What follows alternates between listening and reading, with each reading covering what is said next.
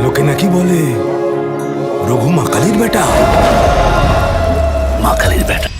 হ্যাঁ, পুরো বিশ্ব এবং বাংলা জুড়ে কাঁপাচ্ছে এই ছবিটি। কিন্তু আপনি জানেন কি, এই বাংলা সিনেমাকে একসময় তুলনা করা হতো হলিউডের সাথে। তো আপনি হয়তো ভাবছেন যে আমি মিথ্যা কথা বলছি, কিন্তু এটা সত্য। আপনি হয়তো ভাবছেন যে কোথায় বাংলা ইন্ডাস্ট্রি আর কোথায় হলো হলিউড, তাই তো? কিন্তু এটাই সত্য যে একসময়ের বাংলা সিনেমাকে কম্পেয়ার করতে হতো হলিউডের সাথে। তো কি এমন হয়েছিল বাংলা ইন্ডাস্ট্রিতে যে বাংলা ইন্ডাস্ট্রি আজ এত পিছিয়ে? তো কি এমন লুকিয়ে আছে কালো পর্দার পিছনে বাংলা ইন্ডাস্ট্রির কঠিন সত্য, যা আজও ঢাকা পড়ে রয়েছে? আর এরকম বাংলা ইন্ডাস্ট্রি হওয়ার পিছনে কারণ কি? আজকে ছেলেটি দেব, যে কি পারবে বাংলা ইন্ডাস্ট্রিকে সঠিক সম্মান ফিরিয়ে দিতে, তার যে আজ পর্যন্ত কেউ পারেনি। তো নমস্কার বন্ধুরা, আমি সাধন রয়, আপনার ছোট্ট ভাই এবং ছোট্ট একটি কন্টেন্ট ক্রিয়েটার, যা চেষ্টা করি সবসময় আপনাকে সঠিক তথ্য দেবার।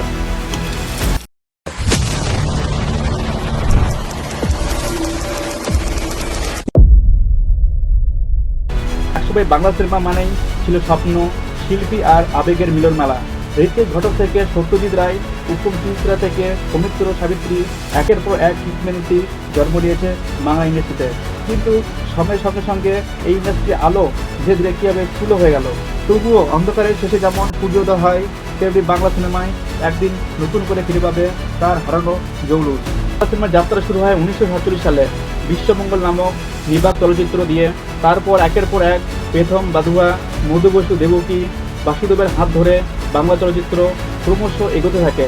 কিন্তু আসল সোনালী যুগ শুরু হয় 1950 থেকে 1960 দশকে। এই সময়ে সত্যজিৎ রায়ের পথের পাঁচালী, ঋত্বিক ঘটকের মেঘে ঢাকা তারা, মৃণাল সেনের ভুবন সোম শুধু বাংলাতেই নয়, সারা বিশ্বের দরবারে বাংলা সিনেমাকে পৌঁছে দেয়। তখনকার উত্তম সুচিত্রা জুটি ছিল যেন বাঙালির আবেগ, বাঙালির কাছে দেবদেবীর মতো। তখনকার সিনেমা মানে ছিল উৎসব, আর এই সব হলো বাংলার ইন্ডাস্ট্রির প্রতি ভরসা। কিন্তু ব্যাপারটি হলো, ইন্ডাস্ট্রিতে যেমন উত্থান আছে তেমনি পতনও আছে। 1980 দশক থেকে বাংলা সিনেমা হারাতে শুরু করে তার নিঃস্বতা। নতুন গল্পের অভাব, আর্থিক সংকট, প্রযুক্তির দুর্বলতা সব মিলিয়ে দর্শক মুখ ফিরিয়ে নিতে শুরু করে। বোম্বাইয়ের হিন্দি সিনেমা আর দক্ষিণী সিনেমা ক্রমশ দখল করে নেয় বাঙালি হৃদয়।